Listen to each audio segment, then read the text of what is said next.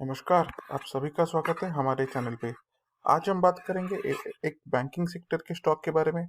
इस banking sector का stock बस 55 रुपीज में आजकल मिल रहा है और अगर आप इसको पकड़ ले तो आने वाले दिनों में आपको अच्छा खासा प्रॉफिट मिल सकता है और बहुत ही अच्छा बैंकिंग स्टॉक है। तो आज हम डिस्कस करेंगे बैंकिंग स्टॉक कौन सा बैंकिंग स्टॉक है, उसका क्वार्टर 1 का रिजल्ट कैसा आया हुआ है, इसके ऊपर एनालिस्ट का क्या कहना है और अगर आपको शॉर्ट टर्म में मीडियम टर्म इन्वेस्टमेंट करना हो तो कौन से लेवल पे करे और कौन से लेवल पे एग्जिट ले। तो चलिए चलते हैं, वीडियो में आगे बढ़ते हैं।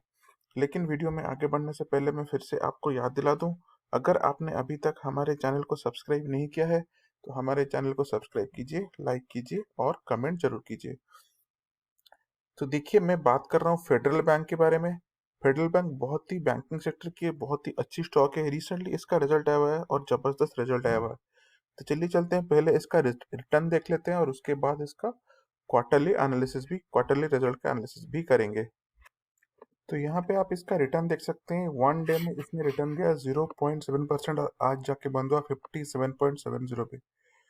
इस हिसाब से अगर आप देखोगे 1 वीक का रिटर्न, 1 वीक में इसने रिटर्न दिया 14.25% और बंद हुआ 57.25। जो हाई था, लो बना हुआ था 49.20। अगर आप देखोगे 1 मंथ में देखिए इसने रिटर्न दिया 4.78% और लो था 49.20 और हाई गया 58.10। अगर आप देखोगे 1 ईयर का रिटर्न, 1 ईयर में देखिए इसका नेगेटिव टेरिटरी में अभी तक बना हुआ है। -39.77% रिटर्न है, लो है 35.70 और हाई है 98.5 का। और अगर आप इसका 5 ईयर्स का देखोगे तो चौंकाने वाली रिजल्ट है। यहाँ पे आप देख सकते हो रिटर्न है -18.88% और लो है 35.70। हाई गया था 127.665। और अगर मैं इसको मैक्स करूँ तो आप देख सकते हो रिटर्न अभी इसका कितना तगड़ा है। 4663 का रिटर्न है, लो है देखिए 0.82 और ये हाई है आपका 127.65 और ये लो बोल रहा हूँ मैं जैन 2000 से। तो अगर आप इसमें पिछले 20 साल में इन्वेस्टमेंट करे होगे तो आपको इतना अच्छा खासा रिटर्न मिलने की उम्मीद है। तो ये है दोस्तों फेडरल बैंक। तो चलिए चलते हैं, इसका क्वार्टरली रिजल्ट एनालिसिस करते हैं जो कि रिसेंटली आया हुआ है। तो देखिए, हम आ चुके हैं फेडरल बैंक के फाइनेंशियल्स के ऊपर। तो मैं यहाँ पे आपको हाईलाइट करना चाहूंगा क्वार्टर 1 FY21 का इंटरेस्ट इनकम देखिए 3444,000 करोड़ रुपीज है। ये सारे नंबर्स करोड़ में है और देख सकते हो सेम क्वार्टर के पिछले साल में ये 3229 करोड़ था और ईयरली बेसिस पे 7% की इंक्रीज है और अगर आप देखोगे क्वार्टरली बेसिस पे 1% इंक्रीज है। इंटरेस्ट एक्सपेंस जो है, जो भी पैसा ये लाते हैं वो वापस उन पे इनको इंटरेस्ट देना रहता है। इंटरेस्ट एक्सपेंस देखिए इस साल के क्वार्टर में 2148,000 करोड़ था, जो कि पिछले साल के क्वार्टर में 2075 करोड़ था और इसमें ईयरली इंक्रीज 3% बेसिस पे है। नेट इंटरेस्ट इनकम, ये जो है इनका जो कितना इनकम हुआ इंटरेस्ट, इनके ऊपर जो इंटरेस्ट जो इन्होंने जो इनकम किया और जो इनका इंटरेस्ट इनकम आया, इन दोनों का अगर आप डिडक्ट करोगे तो ये नंबर निकलता है और ये देखिए 1296 करोड़ है और year quarter on quarter basis पे 7% की इंक्रीज है और ईयरली बेसिस पे 12% इंक्रीज है। अदर इनकम में देखो ईयरली बेसिस पे 25% इंक्रीज है। ऑपरेटिंग एक्सपेंसेस में देखिए 12% इंक्रीज है ईयरली बेसिस पे, लेकिन क्वार्टर एंड क्वार्टर बेसिस पे 12% की डिक्रीज भी है। तो उस हिसाब से आप नेट प्रॉफिट देखोगे इस क्वार्टर के, इस 21 के इस क्वार्टर में 401 करोड़ का नेट प्रॉफिट है, जबकि पिछले साल नेट प्रॉफिट 384 करोड़ था। तो इसमें देखिए ईयरली बेसिस पे 4% इंक्रीज देखने को मिली है और क्वार्टर ऑन क्वार्टर बेसिस पे 33% की इंक्रीज देखने को मिली है। तो ये देखिए बहुत ही अच्छा सिंबल है कि इनका नेट प्रॉफिट ग्रेजुअली इंक्रीज हो रहा है। मैं आपको और एक चीज हाईलाइट करना चाहता हूँ, यहाँ पे देखिए नेट एनपीए जो है इनका परसेंटेज, इसमें भी इनको अच्छा खासी कमी देखने को मिली है। तो यहाँ पे आप देख सकते हो इन्होंने हाईलाइट किया है जो नेट एनपीए है वो 1.2% है और ये देखिए पिछले 20 क्वार्टर में, मतलब पिछले 5 साल में सबसे कम लेवल पे अभी है 1.22% के साथ। तो ये भी बहुत ही अच्छा पॉजिटिव सिंबल है बैंक के लिए।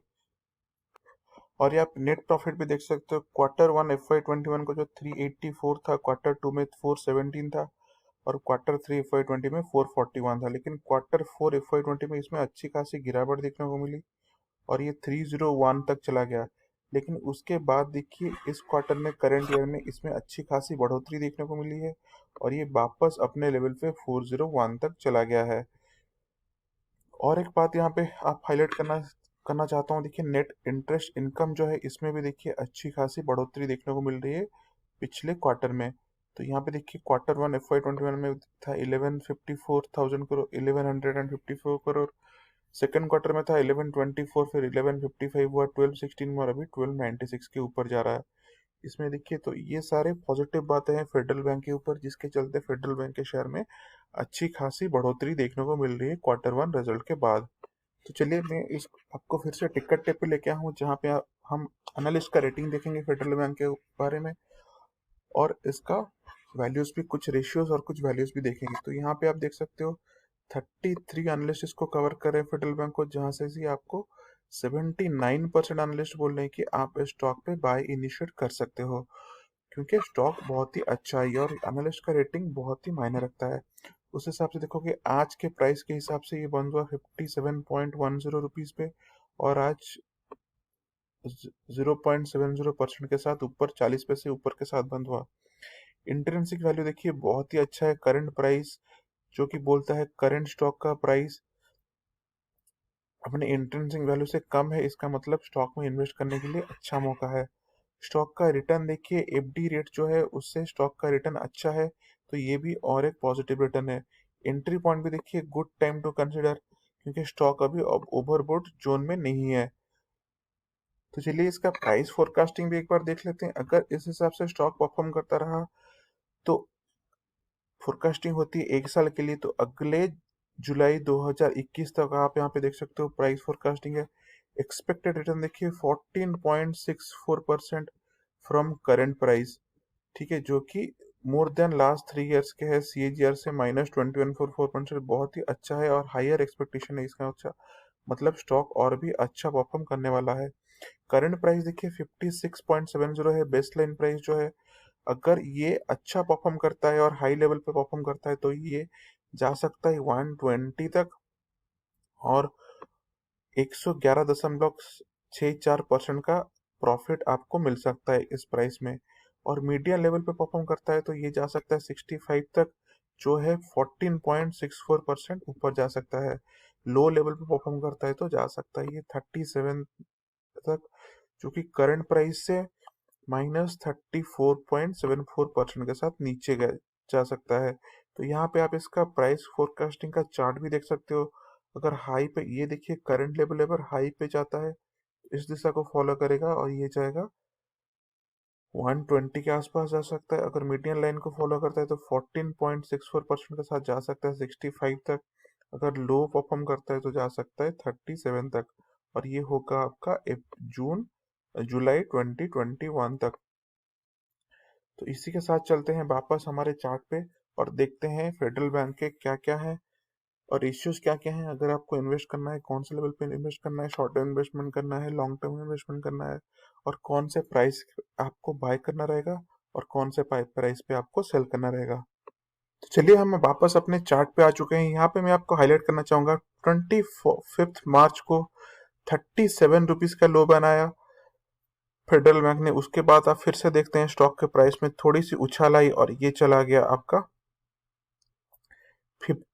5049 के आसपास चला गया 30 अप्रैल को। लेकिन उसके बाद देखिए स्टॉक के प्राइस में फिर से गिरावट देखने को मिली और स्टॉक प्राइस चला गया 14 दिन के अंदर चला गया फिर से 37 के लेवल पे। लेकिन उसके बाद देखिए स्टॉक के प्राइस में अच्छी खासी उछाल देखने को मिली, 24 जून तक चला गया 56 के आसपास। उसके बाद यहाँ पे एक पैटर्न सा बन गया और पैटर्न के अंदर ये वैरी ट्रेड कर रहा है। जो प्रीवियस हाई बना था 49 का, उसी के आसपास ये ट्रेड कर रहा है और साइडवाइज पे हिसाब से ट्रेड करता रहा 49 से लेके 56 के अंदर। तो यहाँ पे आप देख सकते हो 49 से लेके 56 के अंदर ट्रेड करता रहा है और रिसेंटली अभी एक के चला गया 57 के आसपास, जो कि देखोगे 24 का जो जून है, जहाँ पे इसको अच्छा खासा रेजिस्टेंस मिला था, उस लेवल को क्रॉस करके अभी ये ऊपर जाने की कोशिश कर रहा है।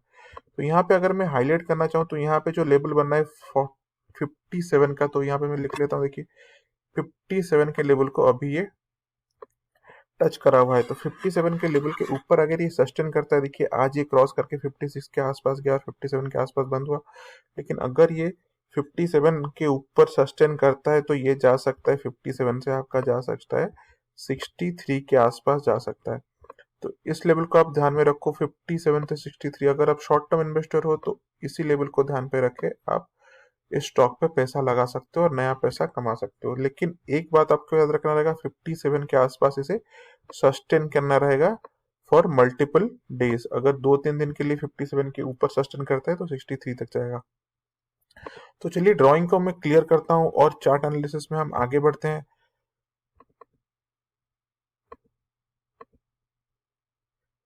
तो चलिए इसका एक्सपोनेंशियल मूविंग एवरेज भी एक बार देख लेते हैं। मूविंग एवरेज देखिए, मैं यहाँ पे आपको लिख के दिखा देता हूँ। यहाँ पे देखिए 5 डे का एक्सपोनेंशियल मूविंग एवरेज आ रहा है आपका। 5 डे का एक्सपोनेंशियल मूविंग एवरेज आ रहा है आपका 55 आ रहा है। 10 डे का एक्सपोनेंशियल मूविंग एवरेज आ रहा है आपका 54। 20 डे का एक्सपोनेंशियल मूविंग एवरेज आ रहा है 53। और 100 डे का एक्सपोनेंशियल मूविंग एवरेज आ रहा है आपका 51, 55। तो इसके बीच में 50 डे का भी एक्सपोनेंशियल मूविंग एवरेज आ रहा है आपका 51। तो ये देखिए, ये इसका एक्सपोनेंशियल मूविंग एवरेज आ गया। अगर आपको नई पोजीशन बनाने हैं तो आप 10 डे या 5 डे का एक्सपोनेंशियल मूविंग एवरेज के आसपास आप नई पोजीशन बना सकते हो।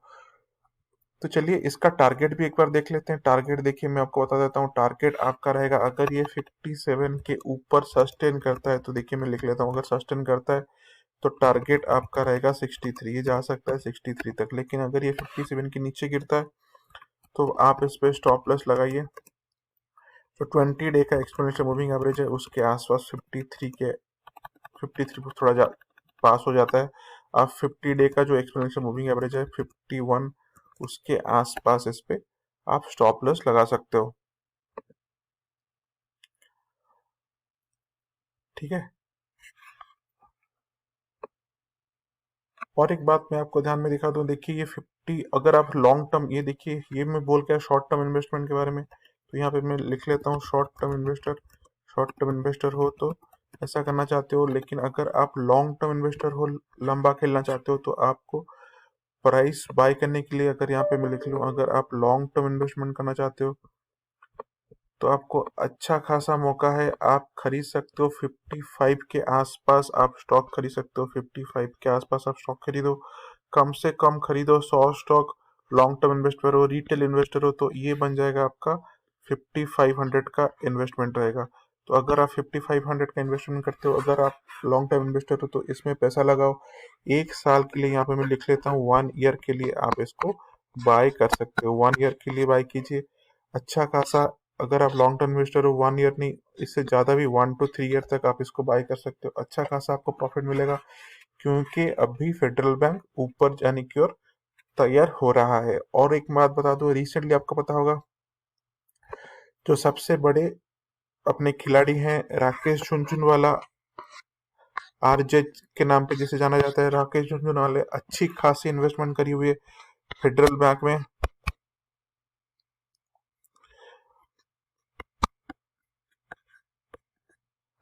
अच्छी खासी उन्होंने इन्वेस्ट करी हुई है इस बैंक के ऊपर। तो उनका भी भरोसा है कि फेडरल बैंक अच्छा खासा प्रॉफिट करेगा आने वाले दिनों में। तो उसी के चलते फेडरल बैंक के प्राइस में अच्छी खासी बढ़ोतरी देखने को मिली है और प्राइस चला गया है 53 के आसपास से 57 के आसपास चला गया है। तो उस हिसाब से अगर आप लॉन्ग टर्म इन्वेस्टर हो, तो राकेश झुनझुनवाला ने जैसे इन्वेस्ट करा हुआ है, तो आप भी इसे लॉन्ग टर्म हिसाब से खरीद सकते हो और ये स्टॉक का प्राइस और ऊपर जा सकता है। जस्ट ऊपर जाने से पहले आप इसको खरीद लो। बहुत ही अच्छा शेयर है, प्रॉफिट अच्छा खासा है। Q1 के रिजल्ट जो आए हुए हैं वो जबरदस्त है, Q1 के रिजल्ट। और प्रॉफिट आने वाले दिनों में बढ़ने वाली है। एनपीआई का जो लेवल है वो भी कंटिन्यूअसली डिक्रीज होता जा रहा है और इसका बहुत अच्छा इफेक्ट आएगा आने वाले दिनों में फेडरल बैंक के शेयर के ऊपर। तो मेरा एडवाइस यही है कि अगर आप सोचते हो, एडवाइस चलिए मैं लिख भी देता हूँ, एडवाइस यही है कि अगर आपको इन्वेस्ट करना है लॉन्ग टर्म के लिए तो आप अच्छा खासा 55 के आसपास आप इसको खरीद सकते हो। और अगर शॉर्ट टर्म के इन्वेस्टमेंट करना है तो हमारे वीडियो में पीछे जाइए और देखिए शॉर्ट टर्म इन्वेस्टमेंट कौन से लेवल पे करना है और आपका प्रॉफिट और टारगेट क्या रहेगा। तो इसी के साथ मैं ये वीडियो समाप्त करना चाहता हूँ, लेकिन अगर आपको वीडियो पसंद आए तो हमारे चैनल को लाइक कीजिए, सब्सक्राइब कीजिए और वीडियो को अपने दोस्तों के साथ शेयर कीजिए। वीडियो देखने के लिए बहुत बहुत धन्यवाद। थैंक यू दोस्तों।